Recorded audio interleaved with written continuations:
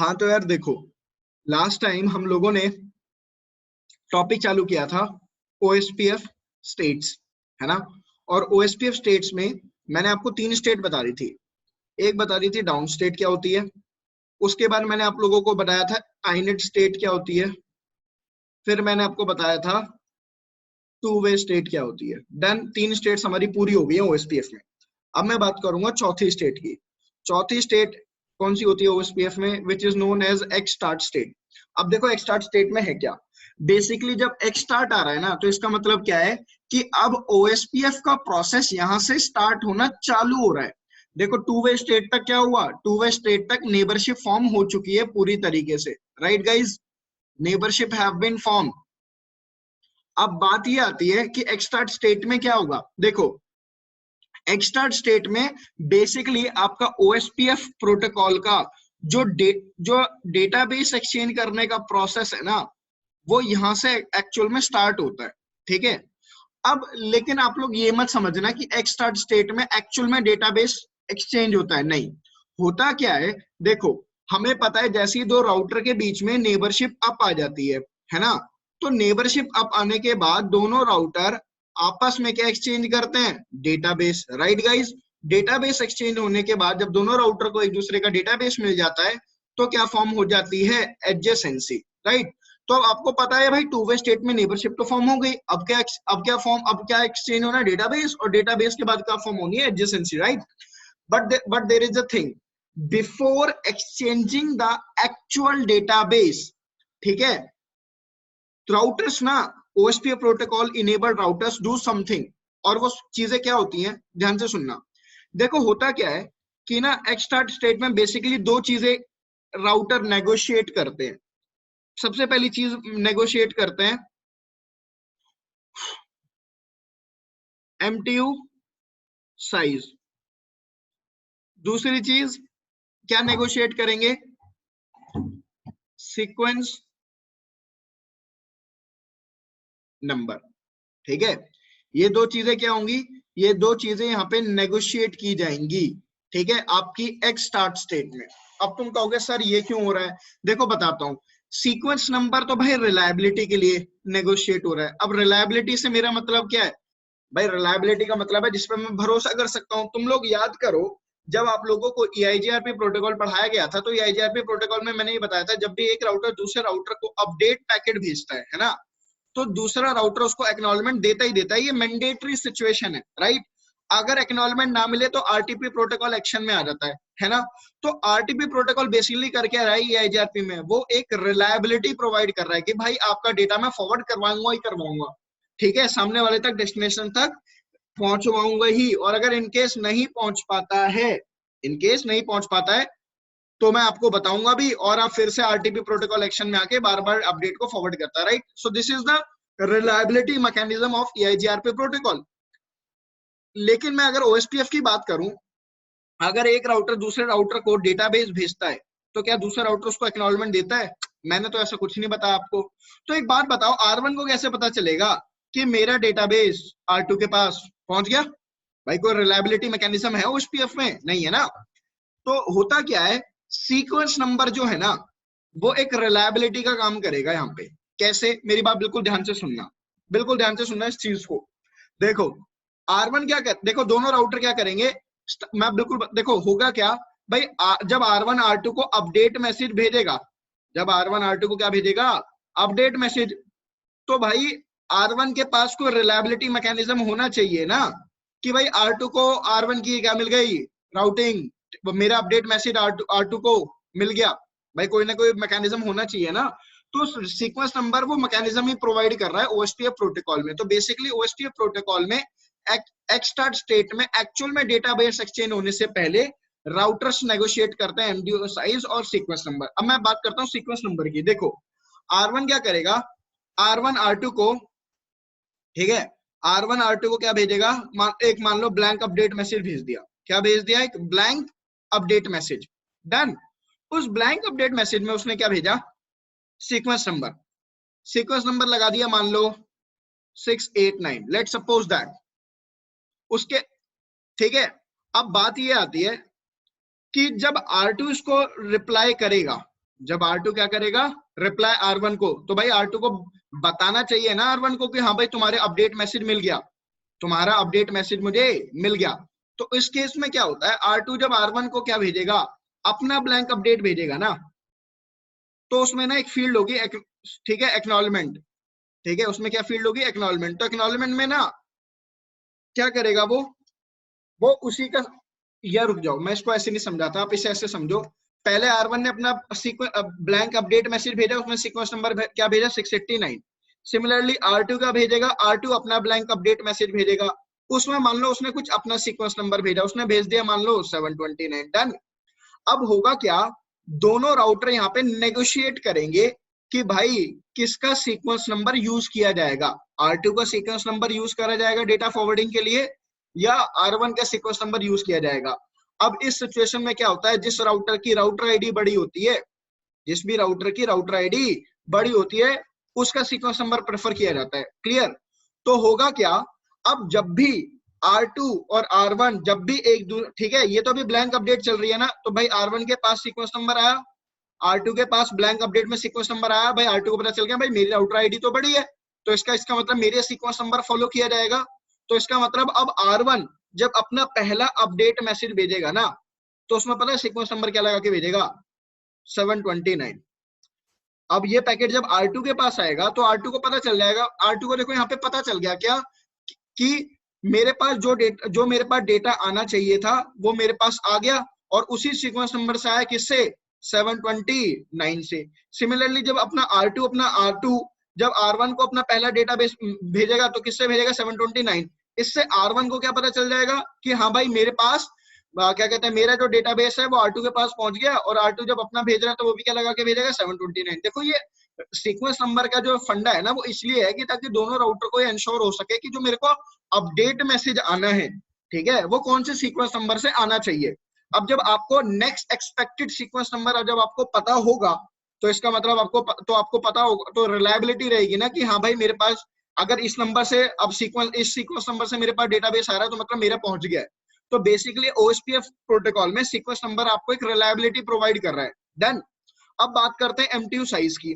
MTU size का फंडा क्या है, अब तुम कहोगे सर OSPF में MTU साइज का क्या लेना देना। देखो आप सबको पता है राउटर के इंटरफेसेस का MTU साइज होता है, ठीक है। अब दोनों राउटर्स एक दूसरे का MTU साइज ना नेगोशिएट करते हैं OSPF में, एक्चुअल में डेटाबेस भेजने से पहले। क्यों बताता हूँ, मान लो मैं कहता हूँ R1 का MTU साइज है 1500 बाइट, लेकिन मैं कहता हूँ R2 के इंटरफेस का MTU साइज है मान लो 1100 बाइट, ठीक है। अब R1 जब डेटाबेस भेजेगा अपना, ध्यान से सुनना, तो वो अपने MTU साइज के हिसाब से भेजेगा, उसे पता है मेरा MTU साइज 1500 बाइट का है। तो अगर मैं कोई 1400 बाइट का, ठीक है, डेटाबेस भेजता हूँ R1 को, तो मुझे पता है मेरे इंटरफेस से बाहर फॉरवर्ड हो जाएगा, डन। लेकिन R2 के इंटरफेस का तो MTU साइज कम है, डेटा ड्रॉप हो जाएगा कि नहीं हो जाएगा, बात समझ में आ रही है। तो OSPF प्रोटोकॉल में क्या होता है, दोनों राउटर आपस में MTU साइज भी नेगोशिएट करते हैं। अब होगा क्या, जब ये अपनी ब्लैंक अपडेट भेजेगा R1, तो उसमें अपना MTU साइज भेजेगा। जब R2 भेजेगा अपना क्या कहते हैं अपना ब्लैंक अपडेट, तो उसमें भी अपना MTU साइज भेजेगा। बात समझ में आई, दोनों अपना यहाँ पे MTU साइज भेजेंगे। क्लियर? ये सारी चीजें तुम देख लो कि ऐसा सच में होता है या नहीं होता। देखो पहले जरा मैं तुम्हें दिखा देता हूँ। और ये सिर्फ एक्सटार्ट स्टेट में हो रहा है सारा काम, अभी आपका एक्चुअल में डेटाबेस एक्सचेंज हो ही नहीं रहा। देखो तो हमारे पास दो राउटर है R1 और R2, दोनों पे मैं IP एड्रेस कॉन्फ़िगर कर देता हूँ। वारशक मैंने ओपन कर ही रखा है, तो वारशक पे हमें ये सारी चीजें दिखी रहेंगी। तो R1 का CLI एक्सेस करो, आ गया CLI R1 का, देखो जरा।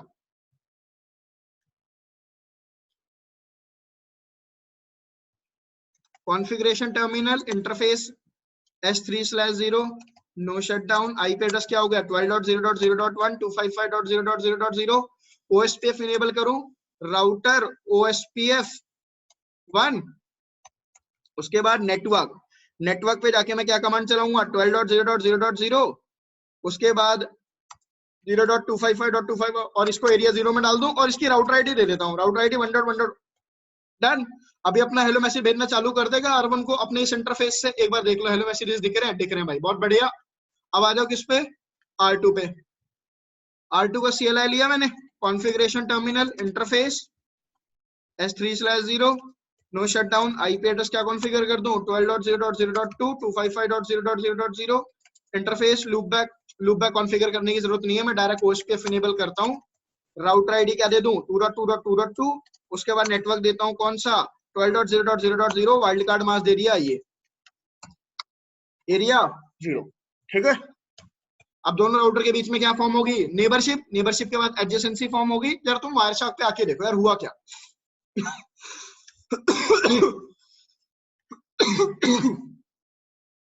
देखो सबसे पहले ये देखते हैं कि भाई टू वे स्टेट कहां पे अचीव हुई होगी।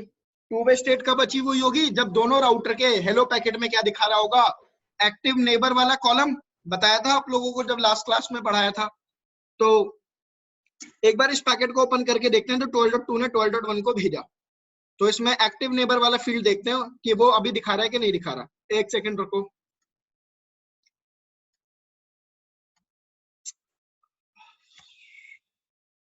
अभी तो नहीं दिखा रहा भाई। इसको देखो जो 12.1 ने भेजा है भाई, एक्टिव नेबर वाला फील्ड दिखा दिया। इसका मतलब टू वे स्टेट तो अचीव हो गई ना। देखो 12.2 ने जो अपना भेजा तो उसने भी एक्टिव नेबर दिखा दिया। तो मतलब टू वे स्टेट तभी अचीव होती है ना जब दोनों राउटर के हेलो पैकेट में एक्टिव नेबर दिखाता है फील्ड। अब उसके बाद मैंने क्या बताया था, जैसे एक्टिव नेबर वाला फील्ड आएगा तो मतलब टू वे स्टेट अचीव हो गई। फिर दोनों राउटर एक्चुअल में क्या भेजेंगे एक दूसरे को, ब्लैंक अपडेट। मतलब क्या भेजेंगे, डेटाबेस डिस्क्रिप्शन। अब डेटाबेस डिस्क्रिप्शन में सबसे पहला पैकेट देखो जो 12.2 ने भेजा है। इस पैकेट को ओपन करके देखो जरा, ठीक है। यहाँ पे क्या लिखा हुआ है, OSPF database description.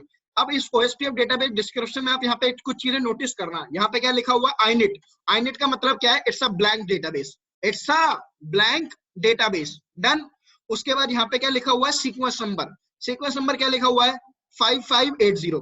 MTU size क्या लिखा हुआ है, 1500 बाइट। Is it clear. अब मैं क्या करता हूं, ये किसने भेजा, 12.2 ने। इसके बाद जो 12.1 ने अपना पहला भेजा डेटाबेस डिस्क्रिप्शन, उसको देखो। आईनिट मैसेज क्या है, आईनिट फ्लैग क्या है 1, तो इसका मतलब ये क्या है, उसका ब्लैंक अपडेट। उसका क्या है, ब्लैंक अपडेट। उसने सीक्वेंस नंबर क्या यूज करा, 2764। MTU साइज क्या है, 1500 बाइट। अब मैंने क्या कहा था, कौन सा सीक्वेंस नंबर आपका यूज होगा, जिसकी राउटर आईडी बड़ी होगी।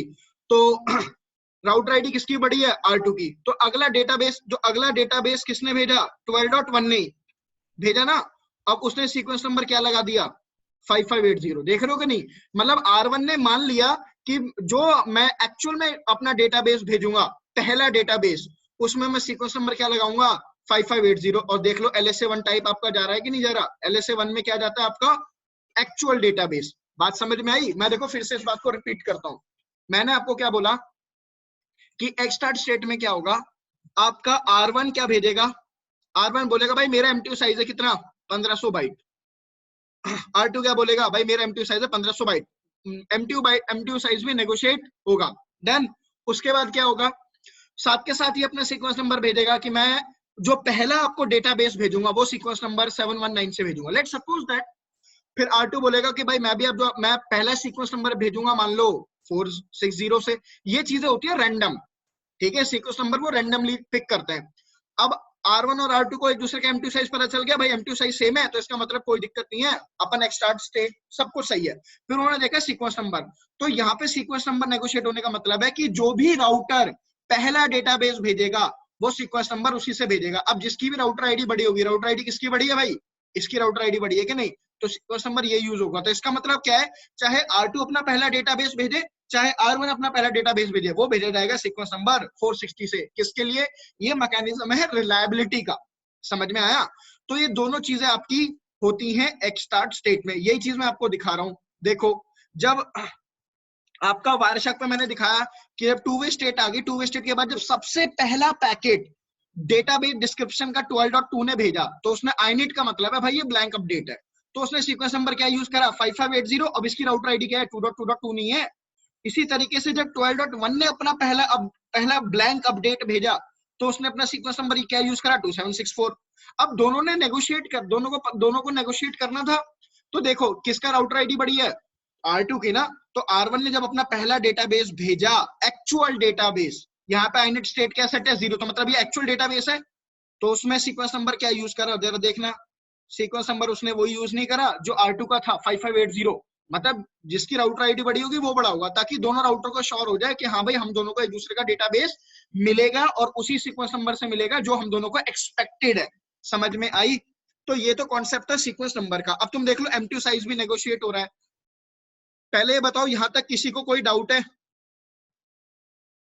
तो इसका मतलब वायरशार्क पे ये जो मैंने आपको चीजें दिखाई ना, ये वाली, इसको पिंक से ये और ये जो दो पैकेट हुए, ये किसके एक्सचेंज हुए? एक्स स्टार्ट स्टेट के, जहां पे क्या नेगोशिएट हुआ? M2 साइज और सीक्वेंस नंबर। भाई इसमें किसी को कोई डाउट है तो पूछो।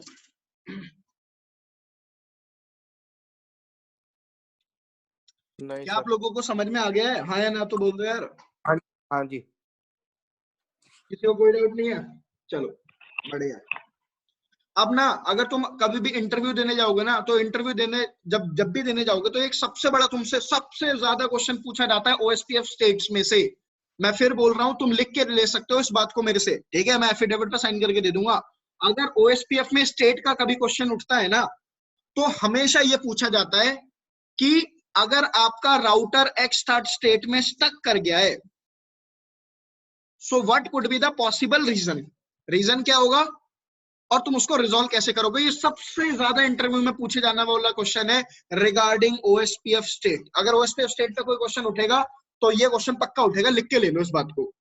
अब तुम्हें पता चल गया ना इस चीज का कि भाई कि अब एक राउटर अगर मैं तुमसे बोलूं कि OSPF की एक्स स्टार्ट स्टेट में स्टक हो गया, तो एक्स स्टार्ट स्टेट में स्टक होने का मतलब क्या है? सोच के देखना भाई। आपको पता है एक्स स्टार्ट स्टेट में दो ही काम होते हैं, सीक्वेंस नंबर नेगोशिएट होता है और M2 साइज, ठीक है? अगर मान लो M2 साइज अगर मान लो नेगोशिएट ना हो पाया, मान लो ये कहता है मेरा 1400 बाइट है, मेरा 1500 बाइट, इसका क्या है 1100 बाइट, तो क्या हो जाएगा? M2 साइज दोनों का अलग अलग हो गया कि नहीं हो गया? तो दोनों का M2 साइज अगर अलग अलग हो गया तो आपका प्रॉब्लम आएगा कि नहीं आएगा? किसमें?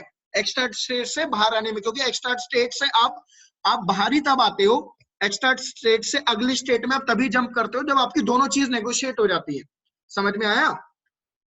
तो अब मैं देखो ये चीज दिखा भी देता हूं, कैसे अभी दिखाता हूं। देखो अभी क्या है, दोनों राउटर के इंटरफेस का साइज जो है ना M2 साइज, वो 1500 बाइट है। मैं अगर दिखाऊं R1 के इंटरफेस का M2 size, do show interface S3/0 pipe include MTU, क्या कह रहा है भाई? R2 के इंटरफेस का M2 साइज क्या है भाई? 1500 बाइट। क्लियर है? R1 का भी देख लो, ठीक है? Do show interface S3/0 pipe include MTU, भाई दोनों का 1500 बाइट है। अब मैं क्या करता हूं, दोनों की नेबरशिप जरा ब्रेक करता हूं। कैसे? इंटरफेस S3/0 शट डाउन, भाई नेबरशिप ब्रेक हो ही जाएगी ना, हो गई नेबरशिप ब्रेक। अब मैं क्या करता हूं, मैं R1 का जो इंटरफेस है ना, उसका M2 साइज जरा चेंज करता हूं। How can you change the M2 size?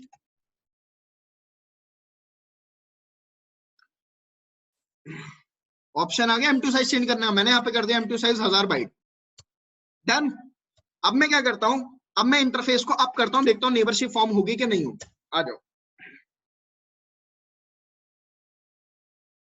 Link state up, wait करो लॉग मैसेजेस का। मैं अगर यहाँ पे कमांड चलाऊं do show IP OSPF neighbour, neighbour में क्या आ रहा है भाई? X start state. स्टक हो गया कि नहीं हो गया? तुम्हारे सामने की चीजें हो गया स्टक। R2 पे आ जाओ जरा, do show IP OSPF neighbour, हो गया स्टक? हो गया ना? अब तुम्हें पता चल गया क्यों स्टक हो रहा है? क्योंकि दोनों राउटर के जो M2 साइज हैं, OSPF प्रोटोकॉल में M2 साइज सेम होना चाहिए। देख लो, दोनों एक दूसरे को डेटाबेस डिस्क्रिप्शन भेज रहे हैं, और कौन सा भेज रहे हैं? ब्लैंक वाला। एक्चुअली नहीं भेज रहे, कौन सा भेज रहे हैं? ब्लैंक। और ब्लैंक में M2 साइज एक का 1000 बाइट है, ठीक है? 12.1 वाले का तो 12.2 वाले का 1500 है। प्रॉब्लम आ गई कि नहीं आ गई? तो देख लो आपका पैकेट एक्स स्टार्ट स्टेट में दोनों की स्टेट अटकेगी। अब इस सिचुएशन को आप ओवरकम कैसे करोगे? अब तुम्हें ये तो पता चल गया कि एक्स स्टार्ट स्टेट में राउटर क्यों अटकता है। अब मैं तुमसे बोलूं कि इस प्रॉब्लम को रिजॉल्व करो, तो इसको रिजॉल्व करने के 2-3 तरीके हैं। जैसे कि, ठीक है, अब कि एक तो दोनों राउटर के फिजिकल इंटरफेस का आप M2 साइज सेम कर दो वाया कमांड चला के। कैसे? इंटरफेस S3/0 और वहां पे जाके कमांड चला दो MTU, और इसका मैं कर देता हूं 1500 बाइट। R2 का 1500 है तो R1 का भी 1500 हो जाएगा, आपका एक्स्ट्रा स्टेट से बाहर आ जाएगा। और तरीका क्या है? इसके अलावा एक कमांड और होती है IP OSPF MTU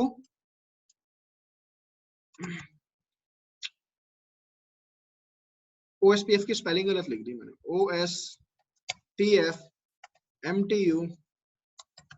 भाई एक कमांड ये है कि आप ना ये कमांड चला दो, IP OSPF MTU इग्नोर। ये कमांड चलाओगे तो आपका जो राउटर है ना वो MTU साइज को नेगोशिएट करेगा नहीं। बट प्रॉब्लम ये आती है, स्टूडेंट का सबसे बड़ा कंसर्न ये होता है कि ये जो कमांड है कौन से राउटर पे चलानी चाहिए।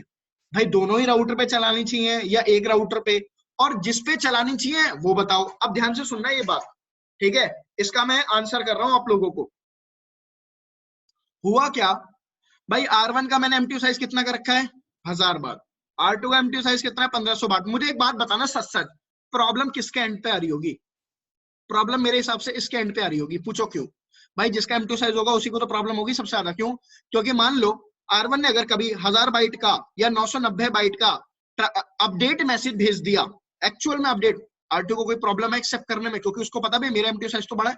प्रॉब्लम किसको हो रही होगी? R1 को हो रही होगी कि नहीं? क्यों? क्योंकि अगर R2 ने 1200 बाइट का भेज दिया, R1 रिसीव ही नहीं कर सकता। तो जिस एंड पे प्रॉब्लम हो रही होगी आप उस एंड पे कमांड चलाओगे, IP OSPF MTU इग्नोर। समझ में आया? जिस भी एंड पे MTU साइज छोटा होगा, ठीक है, जिस भी राउटर का, आप उस पे कमांड चलाओगे, IP OSPF MTU इग्नोर। तो आप ये कमांड चला सकते हो। डन। इसके अलावा आप लोग और क्या कर सकते हो? एक कमांड और होती है, कौन सा? IP OSPF MTU size. अब देखता हूँ वो सर आपने तो R2 पे चलाया ना ये कमांड? गलती से चला दिया है। इस पे R1 पे चलाना है अपने को। रुक जाओ। Interface S3/0 IP OSPF MTU ignore.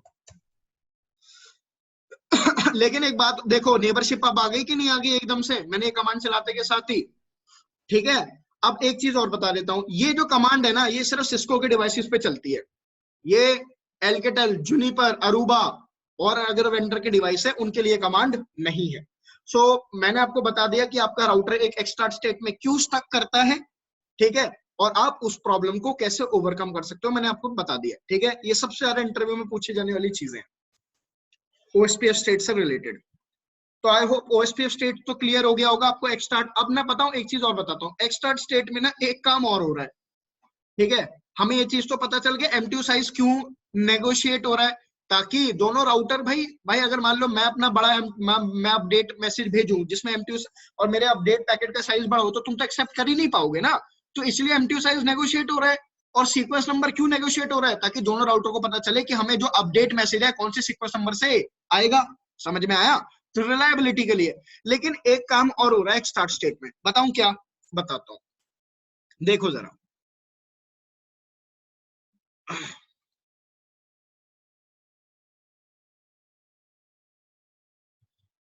एक ना एक्स्ट्रा स्टेट में मास्टर और स्लेव का इलेक्शन और हो रहा है। अब तुम कहोगे सर मास्टर और स्लेव क्या है? बताता हूं भाई मास्टर स्लेव क्या है। देखो, ठीक है, जो भी, रुक जाओ एक सेकंड, रुको जरा, अभी बताता हूँ मास्टर स्लेव है क्या। दोनों की नेबरशिप फॉर्म हो गई।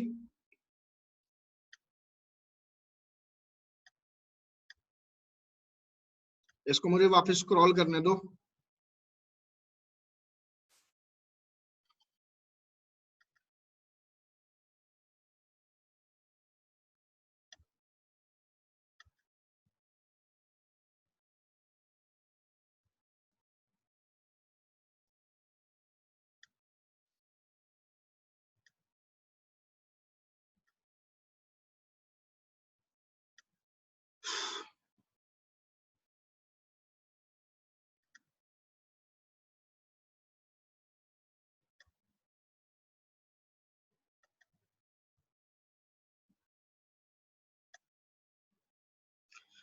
अच्छा, ये दिखाने के लिए ना आप लोगों को कि मेरे को ये एक्स्ट्रा स्टेट में मास्टर स्लेव दिखाने के लिए मेरे को आप लोगों के सामने मैं एक बार फिर से ना नेबरशिप ब्रेक कर रहा हूं, ठीक है? इंटरफेस S3/0 शट डाउन और फिर से नो शट डाउन कमांड चला के नेबरशिप को अप ला रहा हूँ, बस ताकि ये दिखा सकूं मास्टर स्लेव इलेक्शन हो क्यों रहा है। वो तो अभी बता दूंगा, लेकिन वो दिखाने के लिए वारशाक पे, क्योंकि बहुत सारे डेटाबेस डिस्क्रिप्शन के पैकेट हो गए, तो मुझे समझाने में तो प्रॉब्लम हो गई है भाई।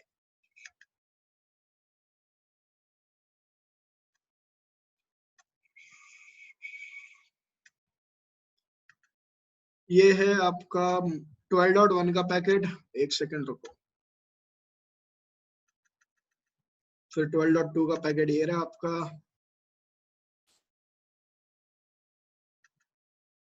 डन भाई। देखो जरा एक्सटार्ट स्टेट में और क्या काम हो रहा है, मैंने बोला मास्टर और स्लेव का इलेक्शन हो रहा है, ठीक है। होता क्या है, इसकी राउटर आईडी क्या है 1111, इसकी राउटर आईडी क्या है 222। तो बेसिकली एक्सटार्ट स्टेट में तीन काम हो गए, एक तो एमटीयू साइज नेगोशिएट हो रहा है, सीक्वेंस नंबर नेगोशिएट हो रहा है, और मास्टर स्लेव का इलेक्शन हो रहा है। भाई मास्टर स्लेव का मतलब क्या है, देखो भाई बात ये है कि दोनों राउटर ना ये डिसाइड करेंगे, जिनकी आपस में नेबरशिप बनी है, कि कौन सा राउटर पहले डेटाबेस भेजेगा। अगेन मैं अपनी बात फिर से रिपीट कर रहा हूं कि दोनों राउटर ये पहले ये चीज डिसाइड करते हैं, दोनों राउटर एक्सटार्ट स्टेट में, कि पहले कौन डेटाबेस भेजेगा। समझ में आया? तो उसके लिए मास्टर स्लेव का इलेक्शन होता है। अब मैंने तुम्हें क्या बताया, जब R1 R2 को अपना पहला ब्लैंक अपडेट मैसेज भेजेगा, जिसको हम क्या बोलते हैं डेटाबेस डिस्क्रिप्शन, पैकेट का टेक्निकली नाम क्या है डेटाबेस डिस्क्रिप्शन पैकेट भेजेगा, वो क्या होगा ब्लैंक, उसमें एमटीयू साइज की वैल्यू होगी, सीक्वेंस नंबर होगा, और ना एक मास्टर स्लेव बिट होती है, वो सेट कर देगा 1। मतलब R1 स्टार्टिंग में खुद को बोलेगा भाई मैं मास्टर हूं। सिमिलरली R2 भी जब अपना ब्लैंक अपडेट मैसेज भेजेगा, टेक्निकली हम क्या बोलते हैं उसको डेटाबेस डिस्क्रिप्शन, तो अपने एमटीयू साइज की वैल्यू डालेगा, उसमें सीक्वेंस नंबर डालेगा, और अपने आप को अपनी मास्टर स्लेव बिट को सेट कर देगा 1। ठीक है, दोनों राउटर स्टार्टिंग में अपने आप को कहेंगे भाई मैं मास्टर हूं, मैं मास्टर हूं। ठीक है, उसके बाद होगा क्या भाई, R1 और R2 के पास एक दूसरे का ब्लैंक अपडेट मैसेज आ गया, दोनों को एमटीयू साइज पता चल गया, दोनों को सीक्वेंस नंबर पता चल गया। अब उसके बाद अब जब R1 के पास R2 का ब्लैंक अपडेट मैसेज आया ना, तो R1 को पता चल गया भाई मेरी राउटर आईडी छोटी है, तो अगर मेरी राउटर आईडी छोटी है तो आई शुड बी स्लेव। तो जिस भी राउटर की राउटर आईडी बड़ी होती है वो बन जाता है मास्टर।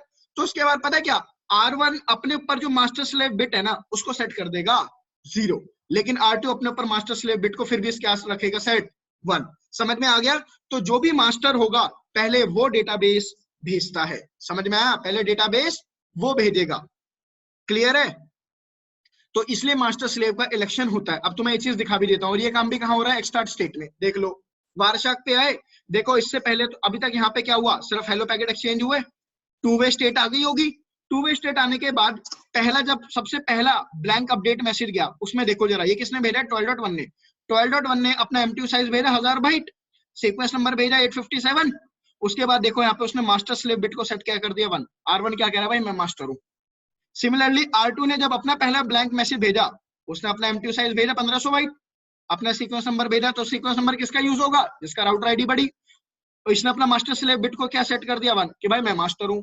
उसके बाद मास्टर कौन बनेगा, अब R2 बनेगा ना, तो R1 क्या बनेगा, स्लेव। तो देखो जब स्लेव ने 12.1 ने अपना पहला एक्चुअल में डेटाबेस भेजा, तो उसमें मास्टर स्लेव बिट को सेट क्या कर दी, 0 सेट कर दी कि नहीं। तो उसने मान लिया कि मैं मास्टर नहीं हूं। क्लियर है भाई यहां तक चीजें? चलो, तो ये आपका हो गया एक्सटार्ट स्टेट। अब बात करते हैं एक्सचेंज स्टेट की। तो आपकी जो नेक्स्ट स्टेट है वो है एक्सचेंज स्टेट। अब आप लोगों को लगेगा सर एक्सचेंज स्टेट में तो एक्चुअल में डेटाबेस एक्सचेंज हो गई होगा, लेकिन अब मैं बता देता हूं एक्सचेंज स्टेट में भी आपका एक्चुअल डेटाबेस एक्सचेंज नहीं होता। होता क्या है एक्सचेंज स्टेट में, the routers, both the neighbouring routers will exchange there link state ID. क्या एक्सचेंज करेंगे, अपनी लिंक स्टेट आईडी। अब लिंक स्टेट आईडी का मतलब क्या, ध्यान से सुनना। ये हो गया R1, ये हो गया R2, दोनों राउटर है। ठीक है, मान लो मैं कहता हूँ R1 के पास यहाँ पे एक इंटरफेस पे आईपी है 10.1, एक पे है 20.1। यहाँ पे एक R2 के पास एक इंटरफेस है जिस पे आईपी है 30.1 और एक पे 40.1। दो अलग अलग लिंक है, यहाँ पे आईपी चल रही है 12.1, यहाँ पे चल रही है 12.2। मैंने आपको क्या बताया था, जैसे ही दो राउटर के किसी भी इंटरफेस पे आप OSPF इनेबल करोगे तो राउटर उस इंटरफेस की एक डिटेल इंफॉर्मेशन क्रिएट करता है, जिसको हम क्या बोलते हैं, लिंक स्टेट पैकेट। तो R1 ने एक LSP1 क्रिएट करा और उसका नाम रख दिया क्या, 10.1। लिंक स्टेट आईडी हो गई है। अब लिंक स्टेट पैकेट के अंदर एक डिटेल इंफॉर्मेशन है इस लिंक की। सिमिलरली LSP2 क्रिएट करा, किस नाम से, फिर एक LSP3 क्रिएट करा 12.1 का। डन, ये हो गया लिंक स्टेट डेटाबेस। सिमिलरली आपका R2 क्या करेगा, भाई R2 भी तो ये काम करेगा, वो अपना डेटाबेस क्रिएट करेगा कंप्लीट तीनों इंटरफेस का। लिंक स्टेट पैकेट 1 क्रिएट करा, लिंक स्टेट पैकेट 2 क्रिएट करा, हर एक इंटरफेस से एक डिटेल इंफॉर्मेशन क्रिएट होगी। अब होगा क्या, दोनों राउटर ना यहाँ पे एक्सचेंज स्टेट में एक दूसरे को अपनी अपनी लिंक स्टेट आईडी देंगे। मतलब वो लिंक स्टेट पैकेट के अंदर की जो डिटेल्ड इंफॉर्मेशन है वो नहीं देते, बस उस डिटेल्ड इंफॉर्मेशन का जो नाम रख रखा है ना आपने वो देते हैं। तो R1 पता है R2 को क्या बोलेगा, मेरे पास लिंक स्टेट आईडी कौन कौन सी है, 12.1, 10.1 और 20.1, मतलब मेरे पास इन लिंक्स की डिटेल इंफॉर्मेशन है। क्लियर है।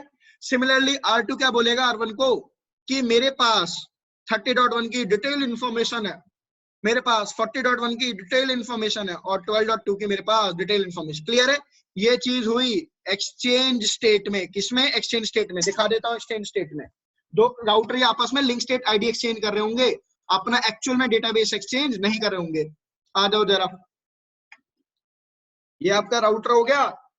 राउटर पे वायरशार्क हमने ऑलरेडी इनेबल कर रखा है, तो वायरशार्क पे आओ। देखो इन तीन, इस पैकेट और इस पैकेट तक तो आपकी क्या कंप्लीट हुई है, एक्स स्टार्ट स्टेट, हाँ या ना। यहां तक तो मैंने आपको एक्स स्टार्ट स्टेट ही पढ़ाई ना, कि एक तो आपका एमटीयू साइज नेगोशिएट हुआ, आपका सीक्वेंस नंबर नेगोशिएट हुआ, और क्या नेगोशिएट हुआ कि भाई कौन सा मास्टर बनेगा कौन सा बनेगा स्लेव। डन। अभी रुको जरा, ये हो गया। यहां तक आपका क्या हुआ, एक्स स्टार्ट स्टेट। अब उसके बाद मैंने क्या बताया, ये जो आपकी दो स्टेट दिख रही होंगी ना, ये दोनों, ये होंगी एक्सचेंज स्टेट, क्योंकि यहाँ पे राउटर क्या एक्सचेंज कर रहे होंगे, अपनी अपनी लिंक स्टेट आईडी। और मैंने तुम्हें क्या बोला था कि जिस राउटर की राउटर आईडी जिस राउटर की राउटर आईडी बड़ी होगी वो क्या बनेगा, मास्टर। तो मास्टर पहले खुद भेजेगा ना, तो देख लो तुम एक्स्ट्रा स्टेट कंप्लीट होने के बाद 12.1 ने अपना पहला भेजा है ना, डेटाबेस डिस्क्रिप्शन एक्सचेंज स्टेट में देखना। और यहाँ पे दिखा भी देता हूँ कि देखो तुमका कि यहाँ पे एक्चुअल में डेटाबेस एक्सचेंज नहीं हो रहा। देखो राउटर क्या कह रहा है, सुनते जाना। राउटर कह रहा है कि मेरे पास एक मतलब एक तो वो कह रहा है कि मेरी जो लिंक स्टेट आईडी है, राउटर आईडी है, ये जो डिटेल्ड इन्फॉर्मेशन है ना यहाँ पे जो आपको दिख रही है, ये मैं जब आप लोगों को लिंक स्टेट पैकेट पढ़वाऊंगा ना तब दिखाऊंगा ये सारी चीजें। ठीक है। तो अभी क्या कह रहा है, R1 कह रहा है कि मेरे पास ना किस किस की इन्फॉर्मेशन है। रुक जाओ यार, यहाँ पे अभी ना ये इन्फॉर्मेशन दिखा नहीं रहा। OSPF डेटाबेस डिस्क्रिप्शन दिखाना चाहिए था। रुक जाओ मैं काम करता हूँ। Link state ID, advertising router ID, रुको जरा एक बार जरा 12.2 का देखने दो, क्योंकि एक्चुअल में दोनों राउटर के पास ना अभी भेजने के लिए किसी नेटवर्क की इन्फॉर्मेशन तो है नहीं, तो इसलिए यहाँ पे कुछ एक्चुअल ऐसा हमें इन्फॉर्मेशन दे नहीं रहा, दे नहीं पा रहा वो।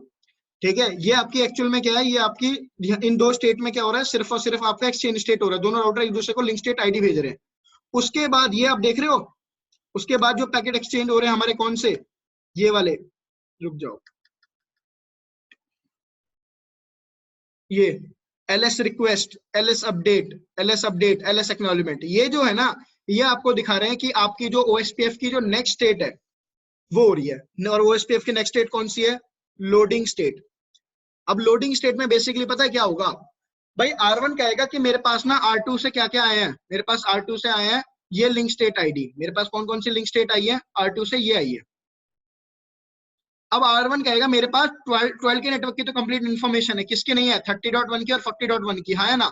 तो R1 R2 को क्या भेजेगा, एक लिंक स्टेट रिक्वेस्ट मैसेज, और क्या बोलेगा, मुझे 30.1 और 40.1 का कंप्लीट डेटाबेस भेज दो। उसके बाद R2 क्या करेगा, इसको भेजेगा एक लिंक स्टेट अपडेट मैसेज, और उस लिंक स्टेट अपडेट मैसेज में वो 30.1 और 40.1 का डिटेल डेटाबेस भेजेगा। फाइनली R1 R2 को क्या मैसेज भेजेगा, link state acknowledgement, thank you. अब इसी तरीके से क्या होगा भाई, R2 को भी तो R1 की लिंक स्टेट आईडी मिली थी, तो R2 क्या कहेगा, R2 कहेगा भाई मेरे पास जो लिंक स्टेट आईडी मिली है R1 से वो मिली है 12.1, 10.1, 20.1, 12.1 की तो मेरे पास है, 10.1 और 20.1 नहीं है। अब R2 क्या करेगा, अब R2 इसको बोलेगा लिंक स्टेट रिक्वेस्ट मैसेज भेजेगा कि मेरे को 10.1 और 20.1 का डिटेल डेटाबेस भेजो। उसके बाद फाइनली क्या होगा, ये R2 उसको क्या भेजेगा, लिंक स्टेट अपडेट मैसेज, उसमें क्या भेजेगा 10.1 और 20.1 के कंप्लीट डिटेल। फाइनली उसको क्या भेजेगा, link state acknowledgement, thank you for updating my database. जब दोनों राउटर को एक दूसरे का डेटाबेस एक्सचेंज हो गया, एक्नॉलेजमेंट रिसीव हो गई, उसके बाद फाइनल स्टेट जो होती है वो होती है फुल स्टेट। समझ में आया। और फुल स्टेट अगर आ गई तब जाके दो राउटर आपस में क्या भेजते हैं, एक दूसरे को यूजर का डेटा। क्लियर है। तो ये भी, और अब तुम ये चीज देख भी लो वारशाक पे, तो जब आपका यहाँ पे आ जाओ, ये 3 स्टेट किसकी हो गई, एक्सटार्ट की, ये 2 किसकी हो गई, एक्सचेंज की, और ये जो चीजें हो रही हैं किसकी हो रही हैं, लोडिंग स्टेट की। लोडिंग स्टेट कंप्लीट होते हैं आपके राउटर कौन सी स्टेट में आ जाता है, फुल स्टेट में। समझ में आया? देखो लिंक स्टेट रिक्वेस्ट में एक राउटर दूसरे राउटर को रिक्वेस्ट करता है कि मेरे को इस लिंक की डिटेल इंफॉर्मेशन भेज दो। Is it clear? और आपको ये देखना है तो OSPF स्टेट्स में राउटर पे भी दिखा सकता हूँ। कैसे? देख लो, आप राउटर पे चलो अपने, और राउटर पे जाके कमांड चला लो। मैं एक बार नेबरशिप ब्रेक कर दूं, interface S3/0 shut down, neighbourship have been broken. अब मैं R1 पे कमांड चला देता हूं, debug IP OSPF adjacency।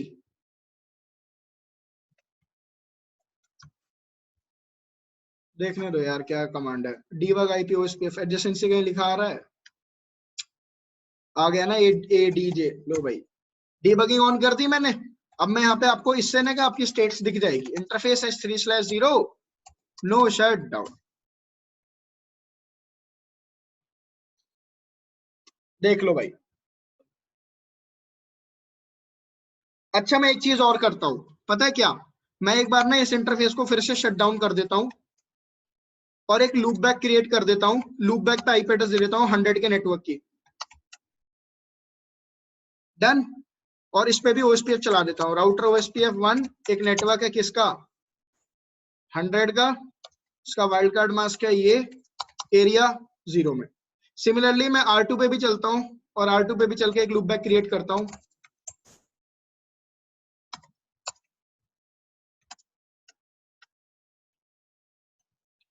इस पे OSPF चला रहा हूं, IP OSPF 1 एरिया 0। तुम कहोगे सर ये क्या कमांड चला दी? देखो OSPF इनेबल करने के 2 तरीके हैं। एक तो आप तो चाहे तो डायरेक्ट कमांड चलाओ राउटर OSPF 1 और फिर जाके नेटवर्क लिखो, और डायरेक्ट आप उस इंटरफेस, अगर आपको राउटर के किसी भी इंटरफेस पर डायरेक्ट OSPF चलाना है तो आप कमांड चला दो IP OSPF 1। इसका ये तो हो गया प्रोसेस आईडी और ये हो गया एरिया। समझ में आया? और वैसे भी एक बात बताओ, ये राउटिंग प्रोटोकॉल क्या राउटर के इंटरफेस पे नहीं लगते हैं? बात ही खत्म हो गई यार, मैंने डायरेक्ट इंटरफेस पे जाके लगा दिया। तो आप अगर किसी राउटर के इंटरफेस पे OSPF इनेबल करना चाहते हो तो you can run this command also. Done. अब देखो 1 मिनट से कम में आपका सेशन बंद हो जाएगा अपने आप, तो आप लोग फिर से ज्वाइन कर लेना, ठीक है? और फटाफट तुम देख लो। अब मैं R1 पे जाके नो शट डाउन कमांड चला देता हूँ, इंटरफेस पे जाके तुम्हें सारी स्टेट दिख जाएंगी बड़े ध्यान से। No shut down,